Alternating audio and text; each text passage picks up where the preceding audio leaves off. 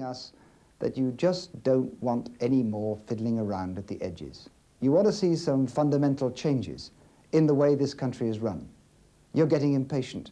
You want to hear the truth for once. You want Britain to change, soon, and for good. And so do I. And so do the Liberal Democrats. And that's what we'll be seeing to when we all meet up in Bournemouth. I'll give you just one fundamental reform that will give all our young people a far better education and a far better chance in life.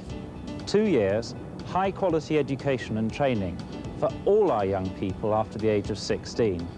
And if we need to ask for a penny on income tax to pay for it, we won't be afraid to ask you. I'll give you just one fundamental reform that would bring sanity and stability to this country's government. It's called proportional representation. And what it means is simple. It means fair votes. It means, for the first time ever, every vote has an equal value. So wherever you live and whoever you vote for, you'll be properly represented in the House of Commons.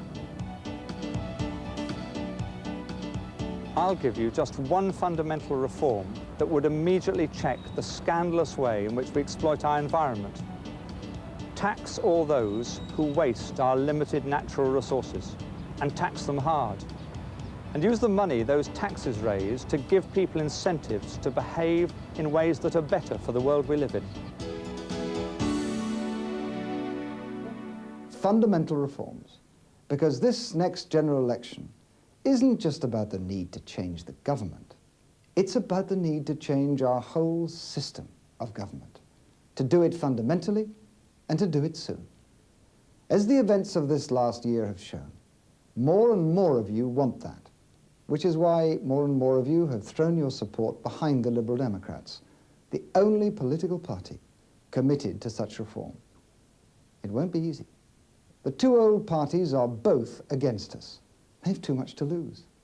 So we need not just your votes, we need your support, your membership, and yes, your money as well. The cause is a great one. Why not join us right now? If you'd like to help the Liberal Democrats change Britain for good, or find out more about them, just dial 100 and ask for free phone Liberal Democrats. Or write to Paddy Ashdown, 4 Cowley Street, London SW1. That's free phone 100 or Paddy Ashdown, 4 Cowley Street, London SW1.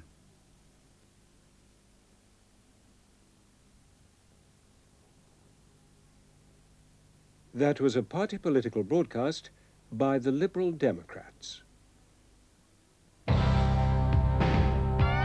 Now in Central, the time is 10 o'clock. Time for news.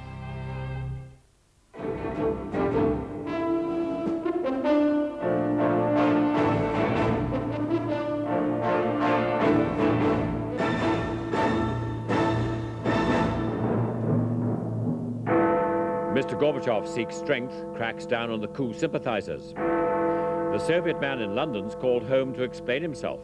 The envoy who denounced the coup is now foreign minister.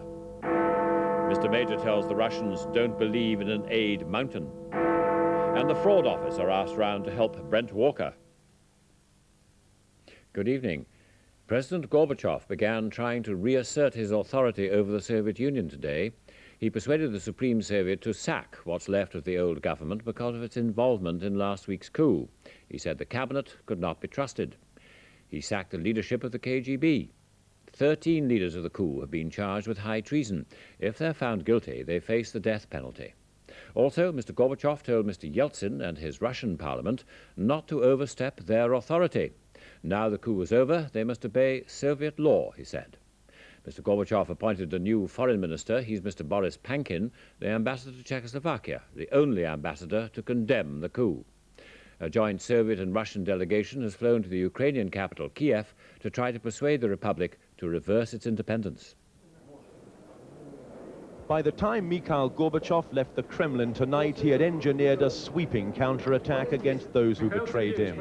It has stripped the Soviet leadership of anyone implicated in the coup. In the Supreme Soviet, he demanded the dismissal of his entire 70-strong cabinet of ministers. I cannot have any confidence in them, he said. MPs voted overwhelmingly to carry out his wishes. The ringleaders of the coup, 7 survivors of the original group and 6 other officials, were charged with high treason. They face the death penalty.